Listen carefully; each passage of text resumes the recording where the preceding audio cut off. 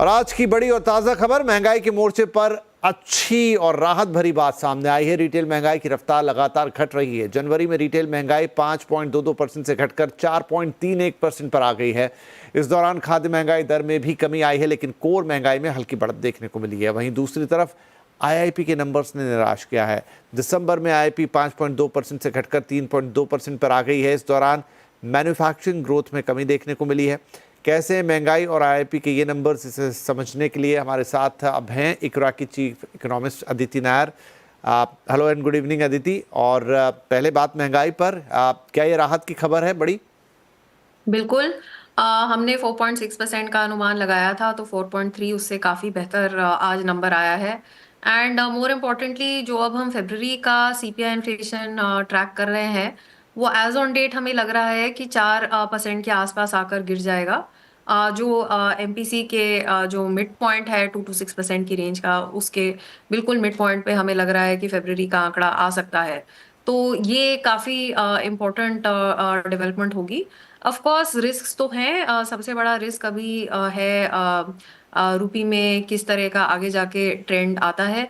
लेकिन CPI inflation में INR का डिप्रिसिएशन बहुत जल्दी नहीं आता। तो वो अगर सामने और डिप्रिसिएशन होती भी है तो उसका कम से कम फरवरी के आंकड़े पर बहुत ज़्यादा इम्पैक्ट नहीं होना चाहिए। खासतौर पे खाने पीने की चीज़ों की महंगाई कम हुई है अदिति, क्या ये बड़ा रिलीफ है?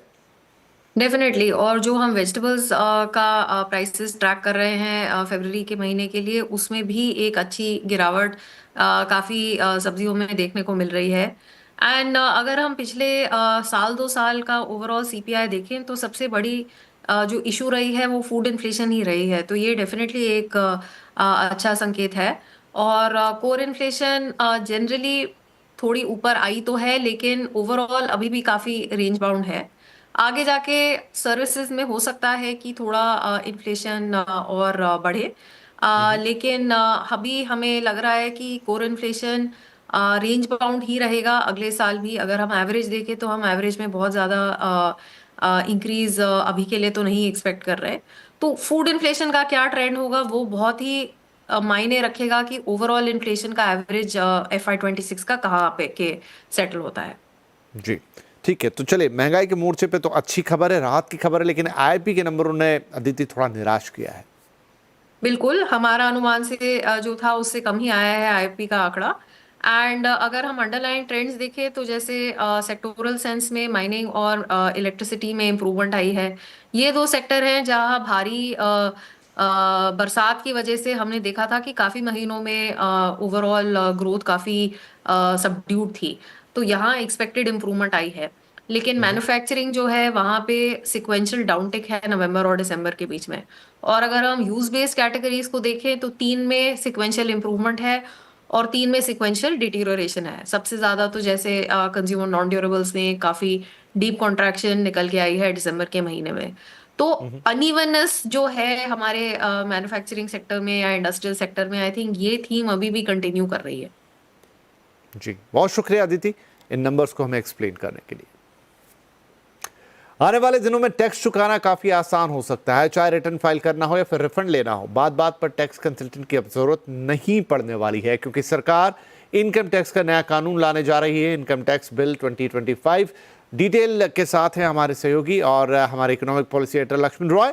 तो लक्ष्मण, इस बिल से क्या खास रहने वाला है? खास तौर पे टैक्स पेयर्स के लिए ये कितना सुविधाजनक होगा, कितना फायदे का होगा? देखिए, जो आपने 2 शब्द कहे ना, वही पूरे इस बिल का सार है कि बात बात पर आपको टैक्स कंसल्टेंट की ज़रूरत नहीं पड़ेगी। अगर आप साधारण सैलरीड क्लास हैं या इनकम टैक्स पेयर हैं, आपको बहुत अलग अलग स्रोतों से आमदनी नहीं हो रही है, सिर्फ जितनी आमदनी हो रही है उसी पे रिटर्न फाइल करना है, उसी से जुड़ा हुआ रिटर्न आपको रिफंड मांगना है, तो उससे बहुत ज़्यादा पेचीदगियाँ नहीं रहेंगी। उससे जुड़े हुए कानून आप खुद ही पढ़ लेंगे तो समझ में आ जाएगा। तो जो करीब 600 पन्ने का इनकम टैक्स बिल जो नया वाला है, इनकम टैक्स बिल 2025, वो पढ़ेंगे तो आपको लग जाएगा कि भाषा कितनी ज़्यादा आसान है। क्योंकि पहले का जो बिल था वो काफ़ी ज़्यादा क्लिष्ट भाषा थी, उसके शब्द बहुत ज़्यादा कह सकते हैं कि ब्रिटिश ज़माने के शब्द थे, समझना बड़ा मुश्किल होता था, उसको आसान भाषा में किया गया है। तो इसमें सबसे बड़ी बात यह है कि यहाँ तक कि एक आम टैक्स पेयर खुद अपना रिटर्न फाइल कर सके, इस बात की पूरी कोशिश की गई है नियमों को आसान बनाने में। इस बिल को 1 अप्रैल 2026 से लागू करने का प्रस्ताव रखा गया है। और इस बिल में जो दूसरी बड़ी बातें हैं कि रिटर्न फाइल करने की प्रक्रिया हो, टीडीएस की प्रक्रिया हो, टीसीएस की प्रक्रिया हो, इसको काफ़ी ज़्यादा आसान यहाँ पर किया गया है। कुछ लोग चर्चा ये कर रहे थे बिल के कुछ प्रावधानों को आधे अधूरे तरीके से पढ़ के कि short term capital gains tax सरकार कम कर दी है, ऐसा कुछ नहीं है। कुछ लोग ये भी कह रहे थे कि शॉर्ट टर्म कैपिटल गेन्स की अवधि को सरकार ने बदल दिया है, तो ऐसा कुछ नहीं है। या फिर कहें एक लाइन में तो ऐसा कुछ नहीं है जिससे आपके ऊपर टैक्स की देनदारी पर असर पड़ता हो, टैक्स कितना बनेगा वो कम ज़्यादा हो, इस पर कुछ इस बिल में नहीं कहा गया है। तो ये महत्वपूर्ण बात है। इसमें आपको पुराने एक्ट में 65 बार संशोधन किया जा चुका था। अब जो नया एक्ट है उसमें करीब 600 पन्ने का है, 23 चैप्टर होंगे, 16 शेड्यूल होंगे, 536 क्लॉज होंगे, जो पहले 298 हुआ करते थे। क्लॉज इसलिए बढ़ाए गए तो ताकि आसान भाषा में समझाना, तो जाहिर तौर पर थोड़े शब्द बढ़ जाते हैं। तो इस बिल की खासियत यह है कि बहुत ही आसान, सरल और सबको समझने वाला ये बिल सरकार लाने जा रही है और ये जल्द ही संसद में पेश किया जाएगा और पेश करने के साथ स्टैंडिंग कमेटी के पास भेजा जाएगा। फिर वहां से सिफारिश आने के बाद इसे संसद से मंजूरी कराने की कोशिश की जाएगी। जी लक्ष्मण, शुक्रिया। तो नया इनकम टैक्स बिल, और अगर आप इसे पूरी तरह समझना चाहते हैं, इसके एक एक प्रावधान को कि क्या उससे आपको फायदा होने वाला है, कितना पूरे टैक्स का मामला सरल हो जाएगा इस नए बिल के साथ, तो हमारी खास चर्चा इनकम टैक्स का नया बिल, टैक्स चुकाना होगा आसान, आज 5:57 पर लक्ष्मण रॉय के साथ और होंगे विशेष मेहमान। जरूर जुड़िएगा हमारे साथ।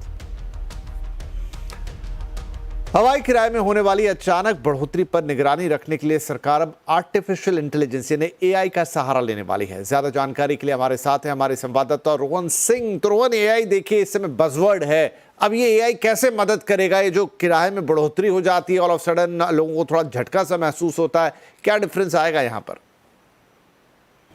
जी, अब तक सरकार हवाई किरायों की मॉनिटरिंग के लिए एक फेयर ब्रैकेट सिस्टम का पालन करती है। हर महीने की शुरुआत में एयरलाइन से किसी भी रूट में अधिकतम किराए कितने हो सकते हैं और न्यूनतम किराए कितने हो सकते हैं, इसकी जानकारी मांगी जाती है और एयरलाइंस को अपने वेबसाइट पे ये जानकारी देनी होती है। महीने में एक बार वो इसे बदल सकते हैं। लेकिन कई बार ऐसा देखने को मिला है कि जब कोई बड़ा इवेंट होता है, जैसे महाकुंभ में हम देखने को मिला, अचानक से किराए बढ़ जाते हैं। जो अपर लिमिट एयरलाइंस ने दी रहती है उसके पास पहुंच जाते हैं या कई बार उसे भी ब्रीच कर जाते हैं और जब तक सरकार को इसकी जानकारी मिलती है तब तक किराए काफी ज्यादा बढ़ जाते हैं। तो इस तरह की चीजें ना हो, इसलिए अब आर्टिफिशियल इंटेलिजेंस की मदद से एक प्रेडिक्टिव फेयर मैकेनिज्म अपनाया जाएगा। इस सरकार का जो टैरिफ मॉनिटरिंग यूनिट है वो एआई का यूज करेगी और जिस भी रूट में अचानक से किराए में स्पाइक देखने को मिलेगा वहां पे एआई एक अलर्ट जारी करेगी, सरकार तक ये अलर्ट जानकारी पहुंचेगी और उस पे सरकार उस समय इंटरवेंशन ले सकती है, एयरलाइंस को किराया कम करने के लिए कह सकती है और उस रूट पे अधिक जो फ्रीक्वेंसी है फ्लाइट की उसे बढ़ाने के लिए भी कहा जा सकता है। फिलहाल इस पे काम हो रहा है और अगले कुछ महीनों में इसका गाइडलाइंस आ जाएंगे। जी शुक्रिया।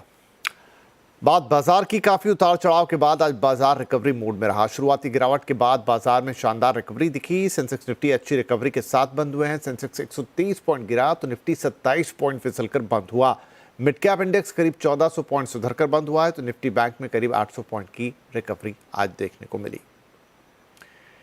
इधर सोने के दाम ऑल टाइम हाई पर चल रहे हैं। क्या ऐसे माहौल में लोग सोना खरीद रहे हैं या दाम घटने की राह देख रहे हैं? अहमदाबाद में ग्राउंड पर जाकर जायजा लिया हमारे संवाददाता केतन जोशी ने। हम एक ज्वेलरी शोरूम में मौजूद है। सबसे पहले माहौल दिखाते हैं। जो एक अवमानना ये है कि ऊंचे दाम में कौन खरीदेगा, लेकिन यहाँ पर कई सारे ग्राहक हैं जो कि खरीदारी करने के लिए यहाँ पर आए हैं इस दाम में भी। तो सीधे हम उनसे ही बात करते हैं। मैडम बताइए कि इतने ऊंचे दाम में क्या आपने खरीदा और इसके पीछे क्या कारण? मैंने रिंग खरीदी, इयररिंग खरीदी और यही एक रीजन है। अभी मेटल का भाव तो बढ़ता ही रहता है, फ्यूचर में भी बढ़ता रहेगा, तो एक रीजन है कि लेना ही चाहिए। तो आगे क्या दाम बढ़ेंगे वो जानते हैं मनोज भाई से। मनोज भाई, ये दाम कम होंगे, बढ़ेंगे और अभी क्या असर हुआ है? जो फुटफॉल था उसमें क्या कोई कटौती आई है? जी ऐसा है, कटौती नहीं आई है, लेकिन जो मैरिज सीजन का एक स्पेल जो होता है वो ख़त्म हुआ है, तो अभी थोड़ा सा बाज़ार में जो एक्स्ट्रा काम था शादी ब्याह को लेकर के वो थोड़ा कम हुआ है, लेकिन फिर भी लोगों ने ये रेट से ख़रीदारी अपनी बरकरार रखी है और अच्छे से ख़रीदारी कर रहे हैं, एक्सचेंज भी करा रहे हैं, लेकिन फिर भी एड ऑन तो होता ही है उसमें। और सालाना जो बचत के तौर पे जो ख़रीदारी रहती है, आने वाले शादी ब्याह के प्रसंगों को लेकर के एडवांस बाइंग भी चलती रहती है, लेकिन इस बार ऐसा माहौल हुआ है कि रेट सतत बढ़ते गए और लोगों ने अपनी खरीदारी चालू ही रखी। तो बढ़ते ही जाएंगे कि और कम होंगे? जी बिल्कुल, अभी का तो वैश्विक माहौल भी ऐसा है कि ये और भी बढ़ने की पूरी गुंजाइश है अभी। चलिए, सोने ने वैसे काफी हलचल मचा रखी है यहाँ पर। वेल, एक छोटा सा ब्रेक लेंगे यहाँ पे, लेकिन ब्रेक के बाद कुछ और इंटरेस्टिंग स्टोरी, खासतौर पे दीपिका पादुकोण के आपके एग्जाम्स के लिए टिप्स।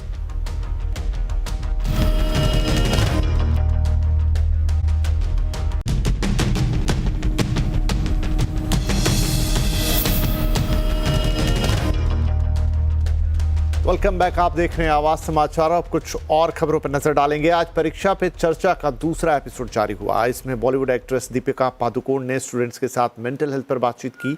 दीपिका ने बताया कि छात्र छात्राएं अपनी लाइफ में स्ट्रेस को कैसे दूर कर सकते हैं। उन्होंने अपने अनुभव छात्रों के साथ शेयर किए और बताया कि लगातार मेहनत करते करते एक दिन वो बेहोश हो गई थी। इसके कुछ दिनों बाद उन्हें महसूस हुआ कि वे डिप्रेशन से जूझ रही हैं। उन्होंने बताया कि भावनाओं को साझा करना और समय पर मदद लेना बेहद ज़रूरी है।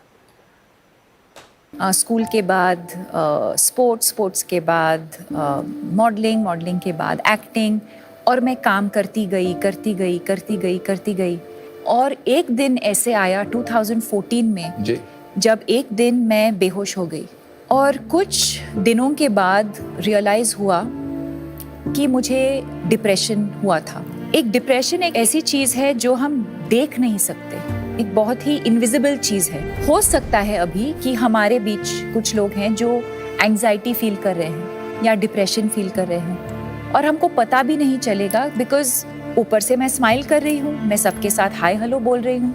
और ये आपने किसी से शेयर किया? बहुत टाइम के लिए मैंने किसी के साथ शेयर नहीं किया, क्योंकि मैं अकेली रहती थी तब बॉम्बे में। और फिर मेरी मम्मी आई थी बॉम्बे मुझे मिलने और कुछ हफ्ते वो मेरे साथ रह रही थी। और जिस दिन वो लोग जा रहे थे वापस बैंगलोर, तो मैं रोने लगी। तो उन्होंने कहा क्या हुआ, किसी ने कुछ कहा, कुछ काम पे कुछ हुआ? एंड आई सेड नहीं, I don't know what this is, I am just feeling completely helpless and hopeless एंड मुझे जीना ही नहीं है अब। तो I was very lucky in that moment that my mother realised, और उन्होंने कहा कि एक साइकोलॉजिस्ट को फ़ोन करते हैं। हमारे देश में बहुत स्टिग्मा होता था मेंटल इलनेस को लेकर, मुझे कैसे हो सकता है, कि मुझे कैसे हो सकता है, या अगर मुझे हुआ भी है तो हम किसी को बताएंगे नहीं। जैसे ही मैं बात करने लगी इस इलनेस के बारे में, I started feeling so free, so light. और वहाँ से मेरा जर्नी शुरू हुआ मेंटल हेल्थ अवेयरनेस को लेके। डिप्रेशन, एंजाइटी, स्ट्रेस कभी भी किसी को भी हो सकता है। जैसे श्री नरेंद्र मोदी जी ने उनके किताब एग्जाम वॉरियर्स में भी लिखा है, express never suppress. It really takes off a lot of weight off your shoulders, and when you are preparing for exams in particular, you start feeling better. You feel like अच्छा, अब मैं exam पे मैं focus कर सकती हूँ, क्योंकि मेरा जो इशू है मैं उसके बारे में मैंने बात किया है, and you are able to just focus and live a healthier, better life. CSIR ने देश का पहला स्वदेशी इलेक्ट्रिक ट्रैक्टर बनाया है। इलेक्ट्रिक ट्रैक्टर 4 घंटे में फुल चार्ज हो जाता है। इसमें क्या खास है, बता रहे हैं रोहन सिंह।